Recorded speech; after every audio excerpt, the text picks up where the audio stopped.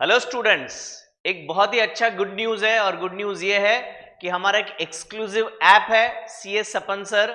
वो ऐप पे आपको FYJC अकाउंट्स और मैथ्स के हर एक एक्सरसाइज के वीडियो मिल जाएंगे। डिस्क्रिप्शन में लिंक दिया है, go and download now. Free resources के सेक्शन में एकदम ही सिस्टमैटिक वे में हर एक वीडियो आपको मिलेगा। बहुत सारे टेस्ट भी मिलेंगे। Happy learning.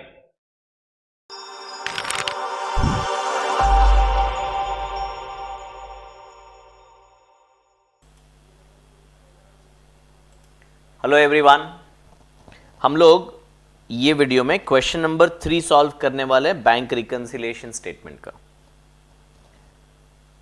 On 31st of August, bank passbook of Ravi showed a credit balance. अब बच्चा, क्रेडिट बैलेंस मतलब कौन सा बैलेंस होता है? आपको पता है, नॉर्मल बैलेंस होता है क्रेडिट बैलेंस मतलब of 33,600। Cash book showed a different balance. On comparing the two, following differences were noticed। तो हमने यहां पे एक फॉर्मेट बना के रखा है जहां पे पहले नाम लिखेंगे in the books of Ravi, उसके बाद हम लिखेंगे बैंक रिकंसिलिएशन स्टेटमेंट। और बैंक रिकंसिलिएशन स्टेटमेंट का डेट कौन सा है बेटा? As on 31st of August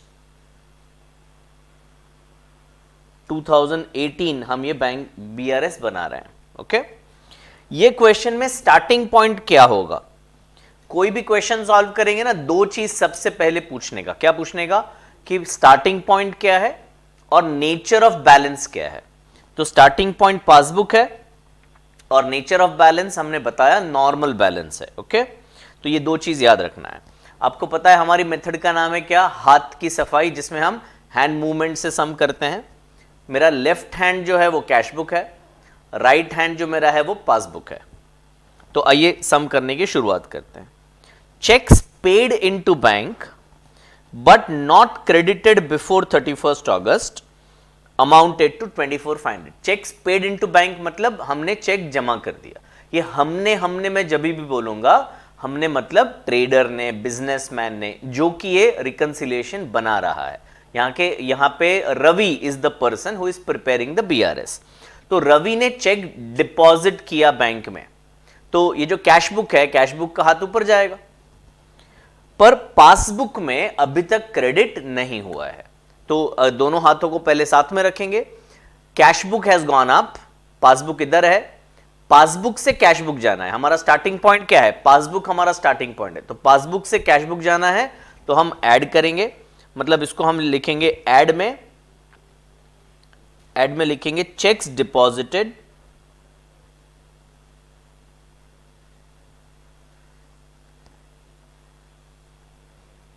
but not cleared. बच्चा यहां पे क्या लिखना है ना, वर्डिंग्स पे टेंशन नहीं लेना।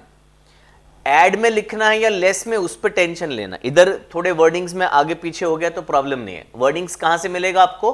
क्वेश्चन में से ही पिक कर लेने का। थोड़ा सा वॉइस चेंज करके एक्टिव पैसिव आपको लिख सकते हो। 24,500 मैं इनर कॉलम में लिख दूंगा, ठीक है। Second, direct deposit by customer through NEFT से ट्रांसफर किया है 33,000, रिकॉर्डेड इन पासबुक ओनली। तो हमारे किसी कस्टमर ने हमारे बैंक में पैसे जमा कर दिए हैं, तो पता पहले किसको चला? बैंक को पहले पता चला। तो कैश बुक, पासबुक, बैंक में पैसे आ गए, पैसे आए हैं तो हाथ ऊपर जाएगा, तो bank is up, passbook is up, cash book यहां पे है। पासबुक से कैश बुक जाना है तो हम लेस करेंगे, तो लेस में हम यहां पे लिखेंगे डायरेक्ट डिपॉजिट बाय कस्टमर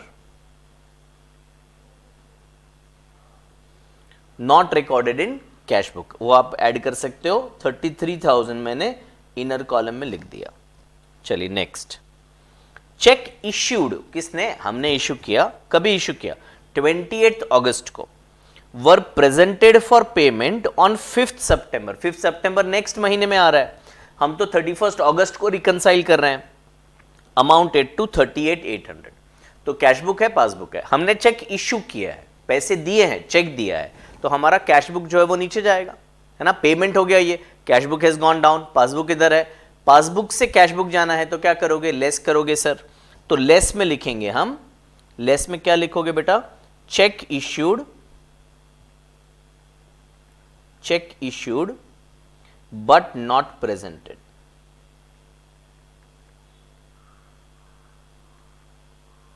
$38,800। चलिए next, a bill receivable for 15,000 discounted with bank was dishonored on 30th August. Intimation for the same was received on 3rd September. अब ये ना एक्चुअली आपके साथ ये नाइंसाफी है, बिल रिसीवेबल का जो कॉन्सेप्ट है वो आपने अभी तक सीखा नहीं है, वो 12th स्टैंडर्ड में आता है, पर यहां पे अभी BRS में उन्होंने उसका एडजस्टमेंट डाल दिया है, तो मैं सिखाता हूं बिल रिसीवेबल क्या है। एक एग्जांपल लेके चलते हैं, रवि जो कि हम है, उसका एक कस्टमर है,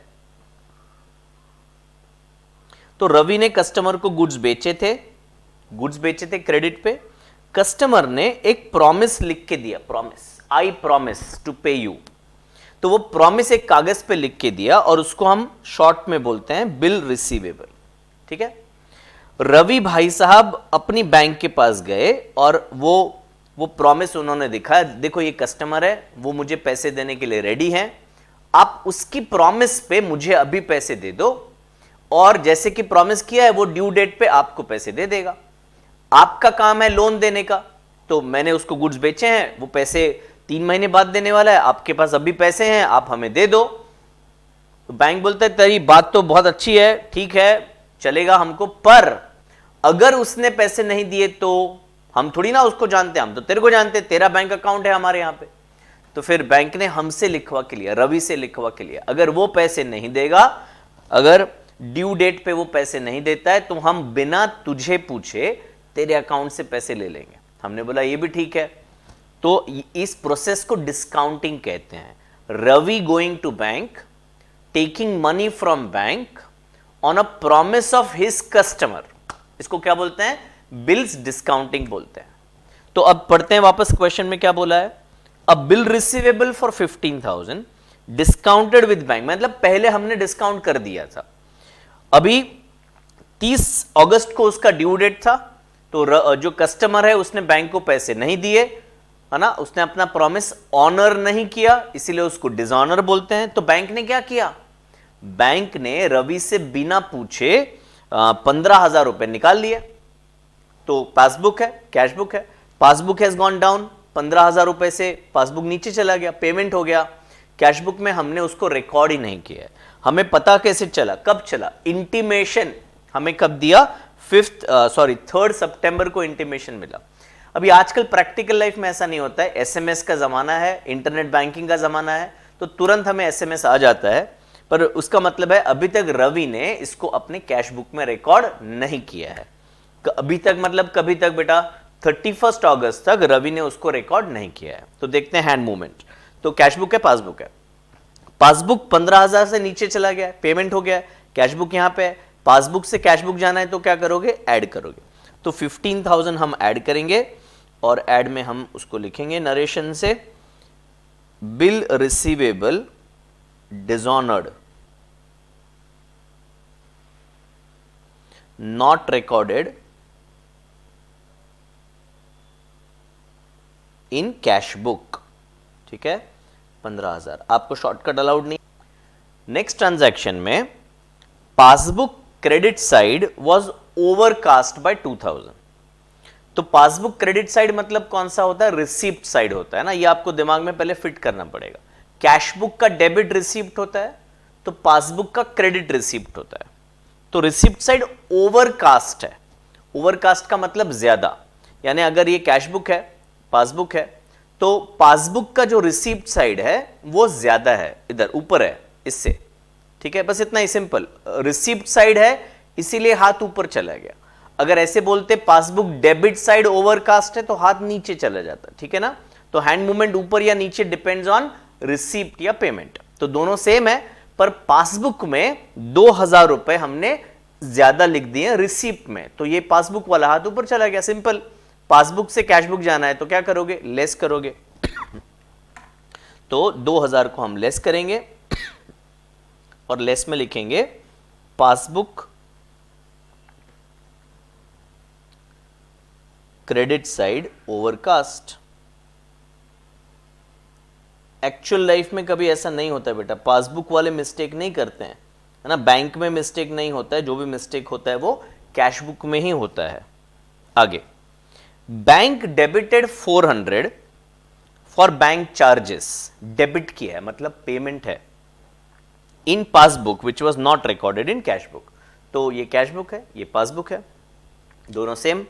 पासबुक में 400 रुपए माइनस कर दिया, पेमेंट है, पासबुक में 400 रुपए माइनस हो गए, कैशबुक इधर है, पासबुक से कैशबुक जाना है, ऐड करोगे तो ऐड में आएगा बैंक चार्जेस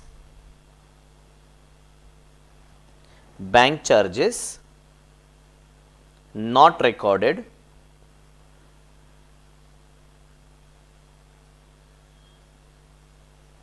इन कैशबुक, 400 रुपया। इन सबको ऐड करके हम आउटर कॉलम में लिखेंगे अमाउंट, जो कि होगा आपका 39,900। अब बच्चों ये 33 और ये 39 को ऐड करना है, काफी बच्चे उसको ऐड करना भूल जाते हैं। तो पहले अभी यहां पे सब टोटल ले लो विच इज 73,500। अब ये लेस का टोटल करिए और लेस का टोटल करके बाहर लिखिए, लेस का टोटल होगा आपका 73,800 और ये लेस करना है ना तो मैं ब्रैकेट लिख देता हूं। अब ये 73,500 है, ये 73,800 है, तो यहां पे 300 रुपीज नेगेटिव आ रहा है, नेगेटिव आ रहा है। ऊपर वाला जो आपका बैलेंस था वो पॉजिटिव था और नीचे वाला बैलेंस उससे ऑपोजिट है यानी कि नेगेटिव है। तो ऊपर अगर नॉर्मल बैलेंस है तो नीचे वाला बैलेंस ओवरड्राफ्ट हो जाएगा। अगर ऊपर भी पॉजिटिव नीचे भी पॉजिटिव तो दोनों के नेचर सेम होंगे। ऊपर पॉजिटिव नीचे नेगेटिव तो जो नीचे वाला का कैरेक्टर है, नेचर है बैलेंस का, वो ऑपोजिट हो जाएगा। ऊपर अगर नॉर्मल है तो नीचे ओडी हो जाएगा, ऊपर अगर ओडी है तो नीचे नॉर्मल हो जाएगा। ठीक है, तो इधर हम लिख देंगे balance as per cash book पर कौन सा बेटा, ओवरड्राफ्ट बैलेंस। ठीक है,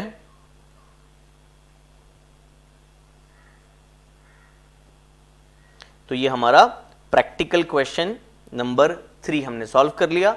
इसके बाद के वीडियो में क्वेश्चन 4 सॉल्व करेंगे। Thank you.